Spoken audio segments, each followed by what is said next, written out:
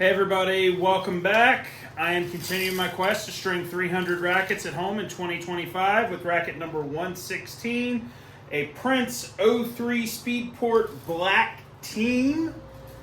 This racket will be strung with RPM 17 at 60 pounds per the client request. It is an awfully high tension, in my professional opinion, for a polyester string, but it is what she prefers. I have tried to get her to go down in tension previously, and she ended up not liking it and bringing the rackets back like 2 weeks later to be restrung. Originally, in the other Prince 03 she was playing, I think they were the maybe 115 version, whatever the oversized version is.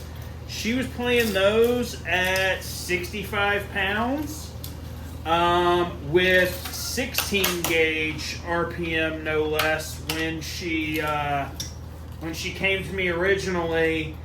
And she is an older player, so I was like, probably going to be beating your body up. We need to come down on that tension a little bit.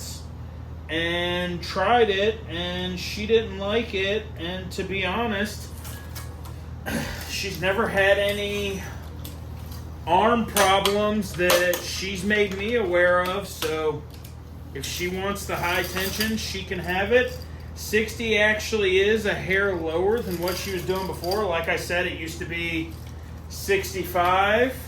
I think the 60 is just based on changing the frame, and I don't think the other frame was actually even rated for 65 pounds. I think it was only rated for like 63, but 65 is what she wanted, so it's what I did. This is a newer to her frame. But she'll try just about every O port there is looking for a replacement, because her other ones are, I think she told me somewhere in the ballpark of like 15 years old. And she'd been playing them the whole time, and the gel in the throat portion of the grommet sets started to degrade right here in the big O-port openings in the middle where they have the little individual holes. And because the racket's so old, I couldn't find a replacement grommet set. And I was having to tube those grommets, and it was still not holding up super well. So she's kind of been on the hunt for a while. She's also a person that meanders Goodwill and sees what they have for tennis rackets. And a while back, I still lived in my other house and was stringing my other shop there. And she came in one weekend and goes, "Hey, I got this racket at Goodwill. It's a little different than what I normally play, but will you string it?" And it was a Prince O-port. But I got to counting the grommets and looking at it, and it was an 1819. And then once I cut it out, or when I was getting ready to cut it out, I was looking at it trying to figure out what it was, because I didn't remember that particular O-port. Got to looking at it, and it had a throat sticker from the Technofiber stringing service from the early 2000s. Looked a little closer and held it in the right light, and sure enough, it is an actual Maria Sharapova racket that was actually used. I mean, the gut in the mains was popped at the time she bought it at the Goodwill, and really, from looking at the grip, I think it was a signed racket that maybe somebody decided to use. Well, the long and short of it is, she decided she actually wanted to play the racket. I threw the racket on the swing weight machine, got the swing weight, checked to see what all the specs were. I have them written down somewhere. I'll have to find them. I know I have a photo of them. I'll have to find them and throw them in the description here. But pretty beefy racket, somewhere mid 320s, 330s unstrung as far as static weight, and a pretty good swing weight if I remember correctly. But she wanted to play it. She said it was too heavy with all the lead on it, so I peeled the lead off the sides and cleaned it up and strung it up. And she actually did play it for a little while and was playing it as her primary racket for a while until she found this one. And she told me today this one's become her primary racket here recently. And that's why she needed to get it restrung. She feels like it's getting a little loose. I don't truly remember. Let's see, when did this get strung last? This got strung last 2 months ago. But she also plays a ton. She's a college professor, and obviously school's out right now, and she is even, I believe she's in her mid-60s, even in her mid-60s, primarily a singles player at a 3-5, I think, women's level. So she's been playing a ton, and I would say with the extreme heat, she said that the racket felt like it was a little looser than she would like, and she wanted to get it restrung, so that's what we're doing here today. With these Prince O-ports, you have to make sure you know which is your short and which is your long side. Because they are directional, based on the O-ports, the rackets can only be tied off for your crosses in specific places. So on this racket, the way I mount them, that ends up being over here, and luckily Prince marks these really, really well. Tell you exactly where your main tie-offs are, tell you which side is your short side, so if you did string it one piece, you know this is your short side, but it also tells you where your starting knot is for your crosses. But if you've been watching for any period of time, you know that I don't actually believe in starting knots, only finishing knots all the way around. Every knot should match in the way it looks, in the way it lays, in the length of the tail, in the procedure to get there. All of it should be exactly the same every time, because that's how you create consistent results. And realistically, that's how you create a professional product and a quality racket. You have to do it the same every time. And early on, before I spent a lot of time working with other tournament professionals, my methodology wasn't great. There were quite a few things that, as far as tour level, I didn't do correctly, but one thing for sure, I was incredibly consistent in my poor technique and methodology. Would like to get this there to not create a weird stack.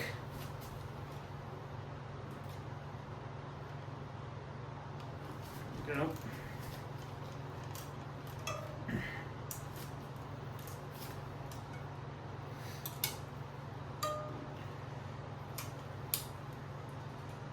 Use the same knot every time. I prefer a pro knot for most strings. I do use a Parnell in my personal business, even though I don't do it while I'm tournament stringing, for thinner strings, like your 18 gauge Selenkos, 18 gauge Yonex, 18 gauge Wilson, that really thin stuff. I will throw a Parnell knot on that just to add a little more bulk to keep it from sinking into the grommets, but I don't do that in tournaments because, again, you want every racket for every player to look the same, have the same knots. If it's an arrow for one player and an arrow for another, have the same knot location unless one of them requests something specific. Like I said, these O-ports are directional. So you can only do the crosses one way, or they won't sit in those big open grommets. Getting close to the point at which it's truly directional. There we go, into the first open grommet. Because they do some regular at the top to make sure you get started the right way, which are helpful. A lot of people like these Prince rackets, not just for playability, but stringers like them. They claim that they're easier to string with these big old open grommets. I don't really think so. I mean, obviously it's easy to find the large grommet hole, but at the same time, like, you end up locking the table to get the string to sit in that grommet, because otherwise the racket will kind of rock back and forth and the string may not sit on the correct side of the grommet, and it's not going to do what you need. You're not going to end up with the correct tension. I just don't like doing it. Everybody says it's only 5 strings or so, and I've seen guys just hold it by hand. But as you can see, if you just pull it, it naturally wants to go to like path of least resistance, so it turns a little bit.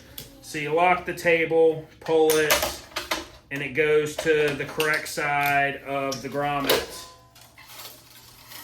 or O-port in this case. I mean, they're not the worst to string, but I personally don't think they're super easy. But most of the guys that find these really easy and really enjoyable are guys that have been stringing a little longer than I have. Because even by the time I really started stringing in like 2013, O-ports were around. Like, Prince was definitely still making them. They were, I don't know, halfway in their heyday. I mean, Isner was playing them. The Bryan brothers were playing them. Like, they were fairly well used on tour, I guess. But you didn't really see them in college tennis. And you didn't even see so many in recreational tennis unless it was like older ladies or like low-level players. And not that I wasn't stringing for a lot of them, but a lot of them at that time in like 2012, most people didn't get stuff on the internet. Most people were still getting most of their tennis gear from local retailers, and I don't think our local primary tennis shop was selling a ton of prints. I don't know that they sold any prints. I don't remember ever seeing prints in there. They still, even now, don't sell Yonex unless something has changed super recently. They do Wilson, Babolat, Head, and Technofiber, to my knowledge. And then we've got some different country clubs and stuff around that do Dunlop and some Wilsons and some Technofiber and stuff like that. But even the larger tennis stores in the area don't do. There is one like boutique store downtown that does Yonex and Dunlop, and I think most of the major brands, I don't know, hadn't been in. It's yes, it's a tennis store, but it's super boutique-y, like super social media fueled, and most of the stringers are just like high school kids, or I guess college kids that don't really know what they're doing. Sorry, guys. And if my guy that I worked with sees it, sorry, brother. You're probably a little better than the rest of them, but we still got work to do if we work together again.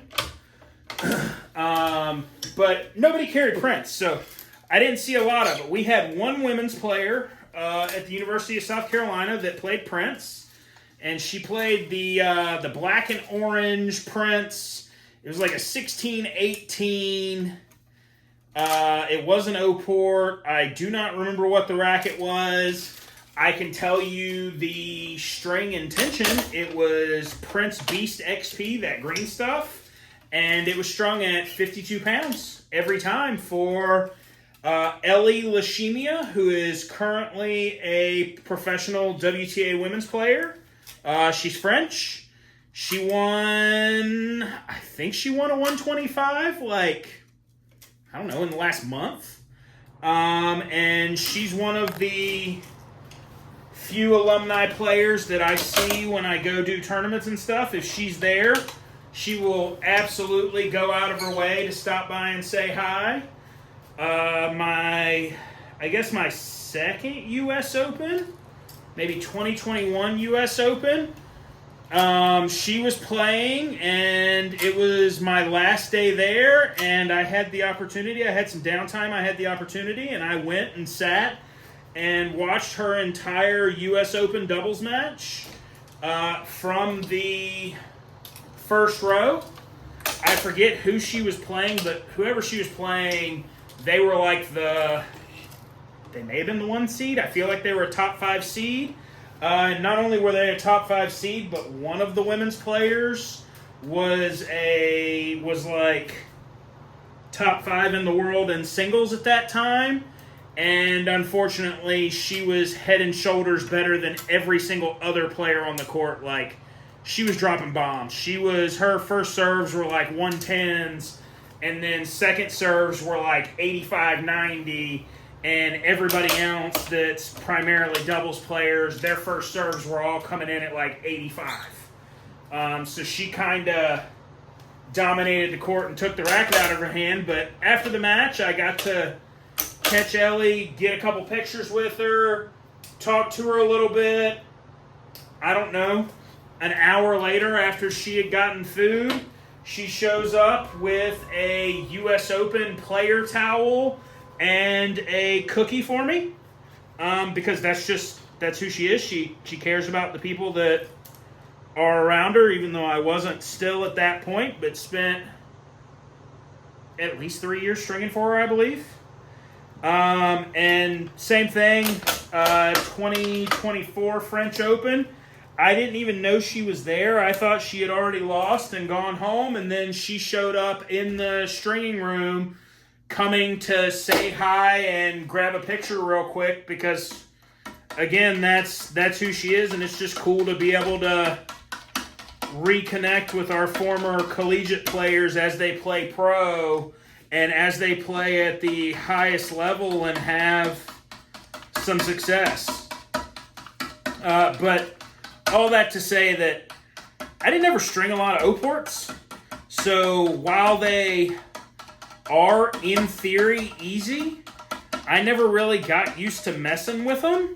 So I never really found them all that easy.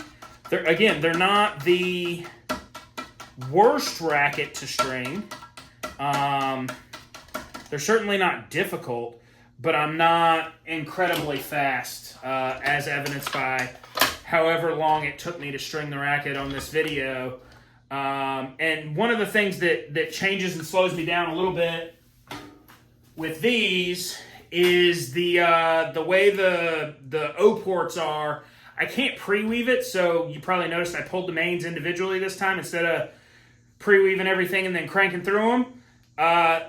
It's just with the super open holes, they end up like bird's nesting and getting in your own way, and these are like the only rackets that I don't pre-weave because I just can't do it.